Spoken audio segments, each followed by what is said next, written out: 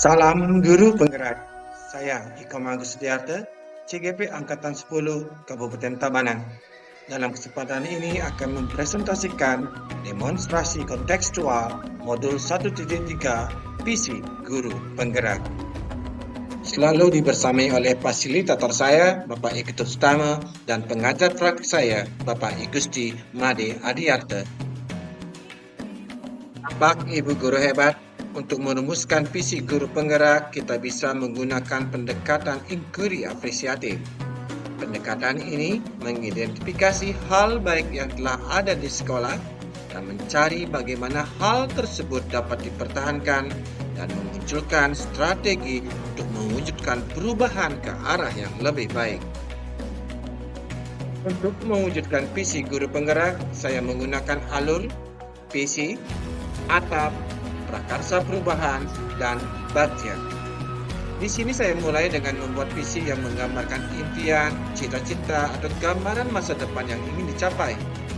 Untuk memudahkan mewujudkan visi, guru penggerak harus berpikir dengan pola atap, yaitu aset atau awal, tandangan, aksi, pelajaran. Setelah itu baru dirumuskan untuk menjadi prakarsa perubahan, yaitu ide tentang tindakan untuk memperkuat visi. Dan kemudian prakarsa perubahan dijabarkan secara sistematis dalam alur bagja. Bapak Ibu Guru hebat, saya tekankan kembali untuk merumuskan prakarsa perubahan yang efektif, guru penggerak perlu menggunakan pendekatan atap, yaitu A untuk aset atau awal, menggambarkan kekuatan positif apa yang kita miliki. T untuk tantangan, hambatan yang dihadapi. A untuk aksi, langkah yang diambil untuk menjawab tantangan. Dan terakhir P, pelajaran yang dikembangkan sebagai dasar perubahan.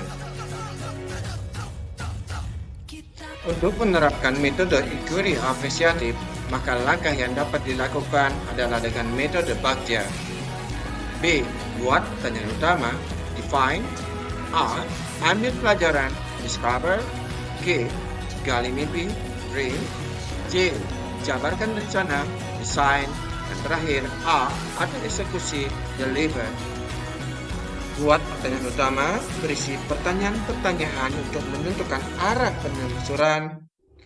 Ambil pelajaran memandu bagaimana pengalaman positif dari individu, komunitas, atau kelompok lain yang akan dijadikan pembelajaran. Gali mimpi berupa narasi keadaan ideal jika prakarsa perubahan telah terwujud. Sedangkan jabarkan rencana mengidentifikasi tindakan yang akan dilakukan, dan terakhir atur eksekusi membantu transformasi rencana menjadi nyata. Pak Ibu Guru hebat, visi guru penggerak saya adalah terwujudnya generasi cerdas, mandiri, kolaboratif, dan berakhlak mulia. Kemudian saya berpikir dengan pola atap untuk mempermudah saya untuk menyusun prakarsa perubahan.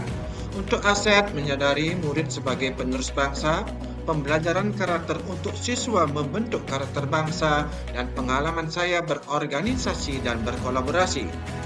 Tantangan yang akan dihadapi adalah bagaimana cara kita meningkatkan kesadaran penggunaan teknologi secara bijak, mengembangkan nilai karakter religius siswa, dan meningkatkan motivasi belajar dan kolaborasi.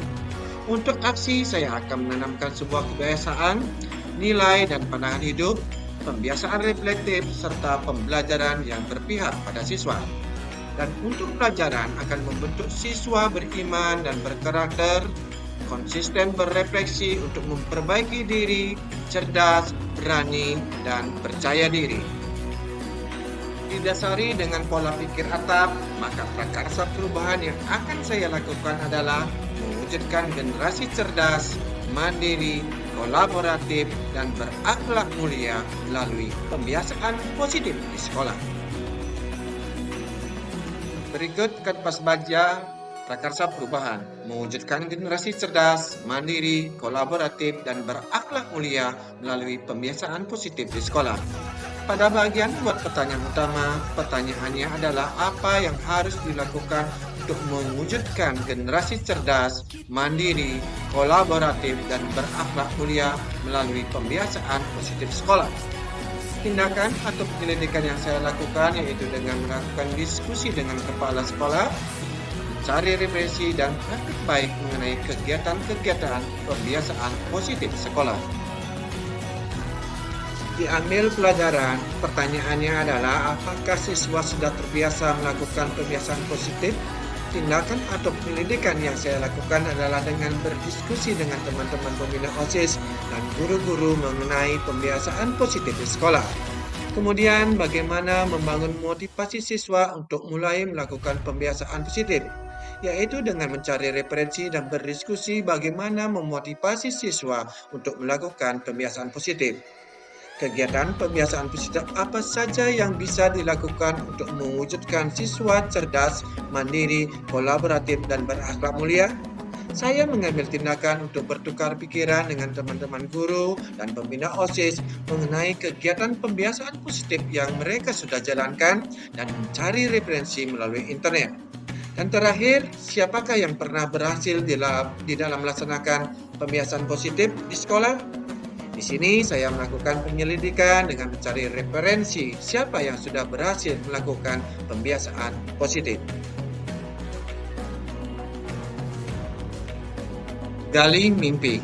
Pada gali mimpi, pertanyaan yang muncul adalah apa kebiasaan-kebiasaan baru yang saya bayangkan jika pembiasaan positif untuk mewujudkan siswa cerdas, mandiri, kolaboratif, dan berakhlak mulia melalui pembiasaan positif di sekolah sudah berjalan baik. Saya akan membuat deskripsi sikap saya dalam merespon kesalahan anak lewat survei, membuat daftar keterampilan baru yang akan saya peroleh dari pembiasaan positif, dan membuat gambaran sikap dan respon anak atas kesalahan yang mereka buat melalui wawancara. Jabarkan rencana. Pada bagian ini, pertanyaan yang muncul, apa langkah awal yang bisa dilakukan mewujudkan siswa cerdas, mandiri, kolaboratif, dan berakhlak mulia melalui pembiasaan positif di sekolah? Yaitu dengan membuat daftar pertanyaan-pertanyaan untuk berdialog bersama anak-anak OSIS tentang apa pandangan atau pola pikir untuk membuatkan pembiasaan positif yang sudah ada di sekolah. Apa saja kegiatan yang dapat menunjukkan karakter positif dan kompetensi siswa? Kemudian, apa langkah terobosan yang bisa dilakukan untuk menguatkan pembiasaan positif? Yaitu dengan melakukan dialog dengan kepala sekolah dan dewan guru mengenai kegiatan penguatan pembiasaan positif di sekolah. Terakhir, atur eksekusi. Pertanyaannya, siapa saja yang terlibat dan berperan dalam program pembiasaan positif di sekolah dan bagaimana rencana tindak lanjut kegiatan ini?